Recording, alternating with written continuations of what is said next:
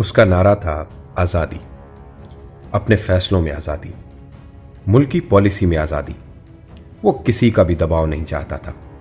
وہ چاہتا تھا کہ ہم اپنے ملک میں اپنی مرضی سے رہیں، اپنے فیصلے عوامی رائے سے کریں۔ اس نے اپنی قوم کے سامنے آواز بلند کی کہ ہم اپنے ہی ملک میں آزاد نہیں ہیں، بیرونی طاقتیں ہم پر اپنی مرضی مسلط کرنا چاہتی ہیں۔ ان کی خواہش ہے جیسے وہ چاہتے ہیں ہم ویسے رہیں، اور یہ بات ہمیں کسی صورت قبول نہیں۔ وہ بیرونی طاقتوں کے خلاف ڈٹ گیا، لیکن اس کا انجام عبرتناک ہوا۔ اسے رستے ہی سے ہٹا دیا گیا۔ ناظرین، اسے حسن اتفاق کہیے یا عالمی سازش، تاریخ میں جس جس لیڈر نے امریکہ کے خلاف آواز اٹھائی اس کا انجام برا ہی ہوا۔ وہ ذوالفقار علی بھٹو ہو یا معمر قذافی، شاہ فیصل ہوں یا صدام حسین یا پھر صدر ضیاء الحق، سب کا انجام ایک جیسا ہی تھا۔ امریکہ کو آنکھیں دکھانے والے کسی بھی رہنما کی موت طبعی نہیں ہوئی۔ آج کی ویڈیو میں ہم ایسے 5 رہنماؤں کا ذکر کریں گے جن کے بارے میں کہا جاتا ہے کہ ان کو امریکہ نے سازش کے تحت قتل کروایا۔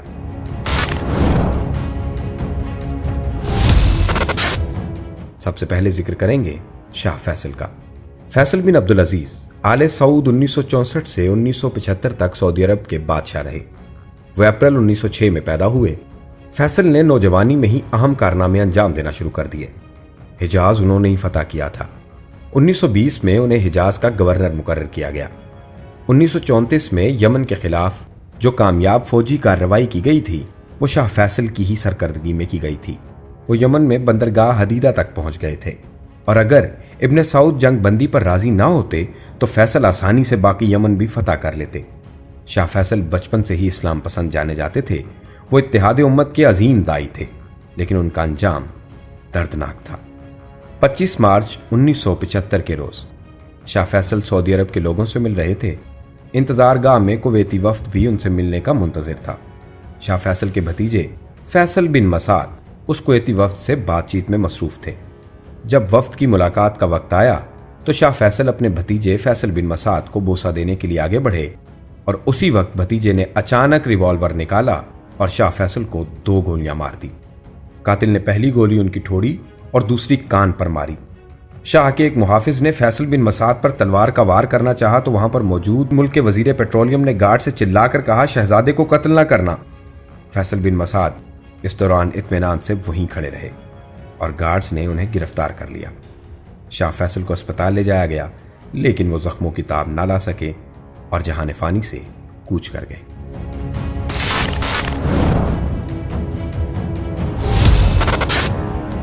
صدام حسین، سابق عراقی صدر صدام حسین بغداد کے شمال میں واقع شہر تکریت کے ایک غریب گھرانے میں پیدا ہوئے۔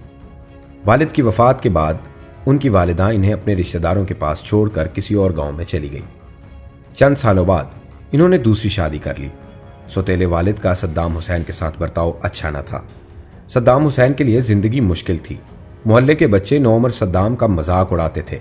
صدام حسین کے بارے میں کہا جاتا تھا کہ اس عرصے کے دوران وہ قدرے تنہا رہتے تھے۔ 12 برس کی عمر میں انہوں نے اپنا گھر چھوڑا اور تکریت میں اپنے ایک چچا کے ساتھ رہنے لگے۔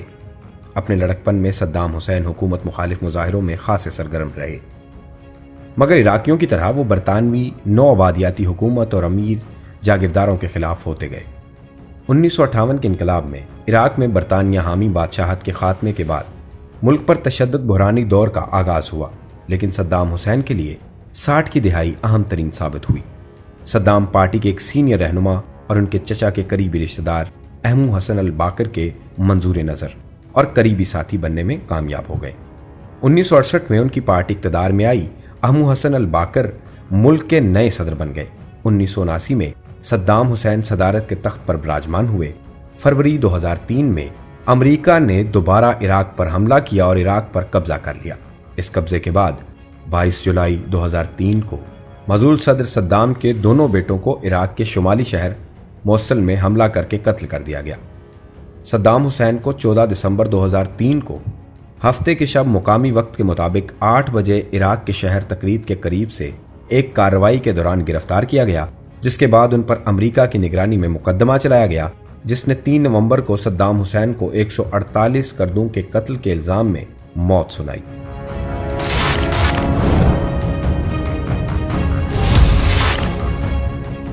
معمر القذافی، جنہیں کرنل قذافی کے نام سے بھی جانا جاتا ہے، 1969 سے 2011 تک لیبیا کے رہنما رہے۔ وہ 7 جون 1942 کو پیدا ہوئے، ریاست ہائے متحدہ امریکہ بنانے کے بڑے حامی تھے۔ انہیں افریقی اتحاد، جس میں 53 افریقی ممالک شامل ہیں، کا صدر چنا گیا۔ معمر قذافی نے بھی الزام عائد کیا تھا کہ ان کے قتل کی سازش ہو رہی ہے۔ کرنل قذافی نے اپنے آخری خطاب میں کہا تھا، میں نے 40 سال یا اس سے بھی زیادہ عرصہ حکومت کی۔ میں نے لوگوں کو گھر، اسپتال، اسکول اور بھوک کی حالت میں انہیں خوراک دینے میں کوئی کسر اٹھا نہیں رکھی۔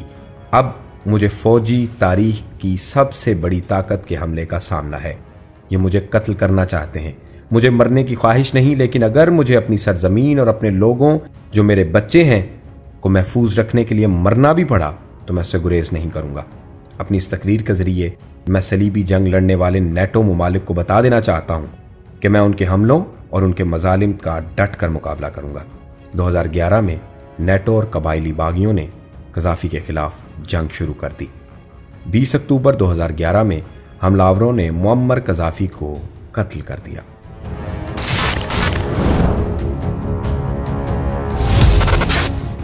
ذوالفقار علی بھٹو۔ ذوالفقار علی بھٹو لاڑکانہ سندھ میں پیدا ہوئے۔ پاکستان میں آپ کو قائد عوام یعنی عوام کا رہبر اور بابائے آئین پاکستان بھی کہا جاتا ہے۔ ذوالفقار علی بھٹو نے 1950 میں برکلے یونیورسٹی کیلیفورنیا سے سیاسیات میں گریجویشن کی۔ 1952 میں آکسفورڈ یونیورسٹی سے اصول قانون میں ماسٹر کی ڈگری حاصل کی۔ اسی سال مڈل ٹیمپل لندن سے بیرسٹری کا امتحان پاس کیا۔ پہلے ایشیائی تھے جنہیں انگلستان کی ایک یونیورسٹی ساؤتھ ہمپٹن میں بین الاقوامی قانون کا استاد مقرر کیا گیا۔ کچھ عرصہ مسلم لاء کالج کراچی میں دستوری قانون کے لیکچرر رہے۔ دسمبر 1967 میں پاکستان پیپلز پارٹی کی بنیاد رکھی۔ 1970 کے عام انتخابات میں پیپلز پارٹی نے نمایاں کامیابی حاصل کی۔ وہ دسمبر 1971 سے 13 اگست 1973 تک صدر مملکت کے عہدے پر فائز رہے۔ 14 اگست 1973 کو نئے آئین کے تحت وزیر اعظم کا حلف اٹھایا۔ 1970 کے عام انتخابات میں دھاندلی کے الزامات کے سبب ملک میں خانہ جنگی کی سی کیفیت پیدا ہو گئی۔ 5 جولائی 1977 کو جنرل محمد ضیاء الحق نے مارشل لا نافذ کر دیا۔ ستمبر 1977 میں ذوالفقار علی بھٹو کو نواب محمد احمد خان کے قتل کے الزام میں گرفتار کر لیا گیا۔ 18 مارچ 1978 کو ہائی کورٹ نے انہیں سزائے موت کا حکم سنایا۔ 6 فروری 1979 کو سپریم کورٹ نے ہائی کورٹ کے فیصلے کی توثیق کر دی۔ 4 اپریل کو انہیں راولپنڈی جیل میں پھانسی دے دی گئی۔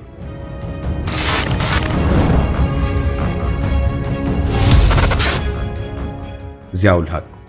ضیاء الحق 1924 میں جلندھر میں ایک غریب کسان محمد اکبر کے ہاں پیدا ہوئے۔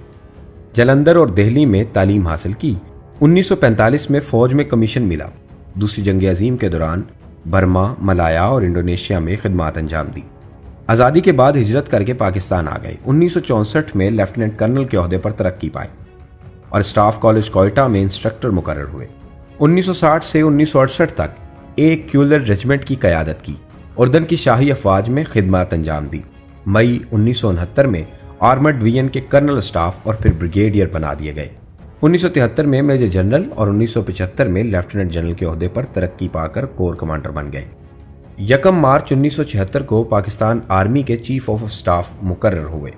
17 اگست 1988 کو صدر ضیاء الحق بہاولپور کے قریب ٹامی والی فائرنگ رینج میں امریکی ساختہ M1A1 اور مقامی طور پر تیار کردہ الخالد ٹینک کی آزمائشی کارکردگی دیکھنے آئے۔